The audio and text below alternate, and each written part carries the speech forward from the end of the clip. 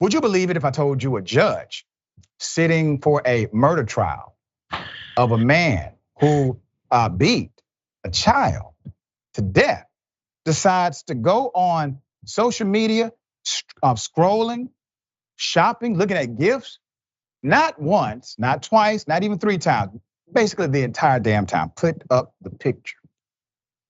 Full mask. Judge was caught scrolling through Facebook, looking at various imagery while she was overseeing her first trial involving a man accused of beating a 2-year-old to lifelessness. Let me give you background on the judge. Let's keep that picture up for now. This happened in Oklahoma.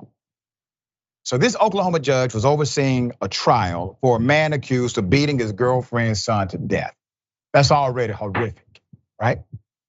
Security footage viewed by the Oklahoman shows the judge looking at her phone during the trial. The district attorney said the judge, quote, spent hours of the trial on her cell phone, per the paper.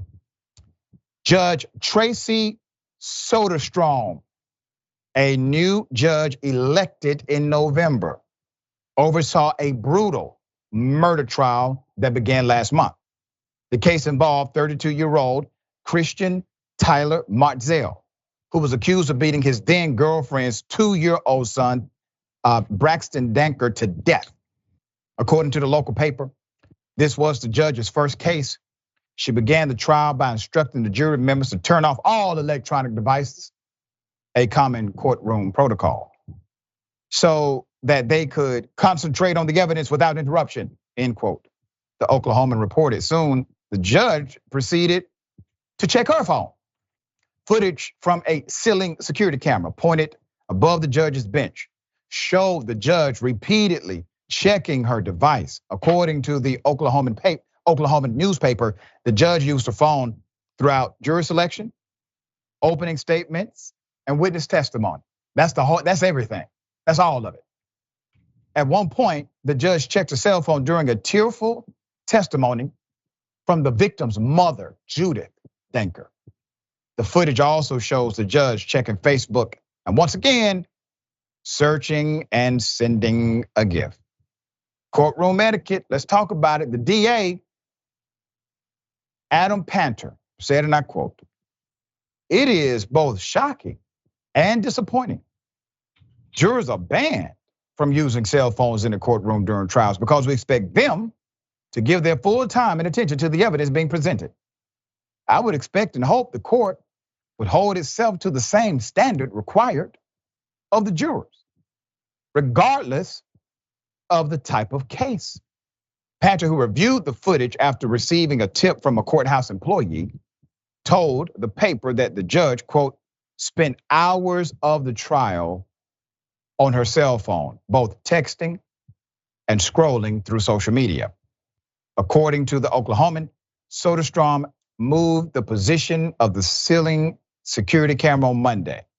Panter told the newspaper that he was concerned the judge did so instead of trying to address her behavior. The judge was elected in November and sworn in on January 9th, according to the paper. The judge became a lawyer in 2003. The judge told Countywide and Sun last year that she had an extensive legal background practicing everything from administrative court issues to criminal and juvenile law. Martzall was convicted of second-degree manslaughter at the end of the trial. Prosecutors are seeking first-degree murder charges. Let me tell you why this is not only important, it is imperative that judges pay attention.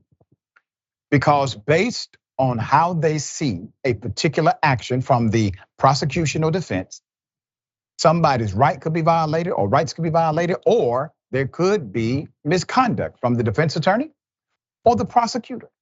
And if you're not paying attention, how can you call balls, balls and strikes? And the reason why that becomes so important in the case itself is because an objection is your preservation for appeal. And if the judge does not understand what the hell is going on during the trial, how can they effectively rule on whatever objection may come? And when an objection doesn't come, but there's something happening that's improper, the judge is not paying attention in order to literally guide the attorney or attorneys back to the law. Why are you there? If we did not need judges, if we did not need fairness in judicial systems, that would be one argument. But we need it more than ever. Now, this is an elected judge, not an appointed judge, which means eventually she has to answer the community. And I'm going to say this for the folk in that community who are advocating against what this judge has done, and to the prosecutor as well, who's an elected official too. Look it up. Look up your recall rules for judges who are elected in your community. I don't give a damn if she comes out with an apology.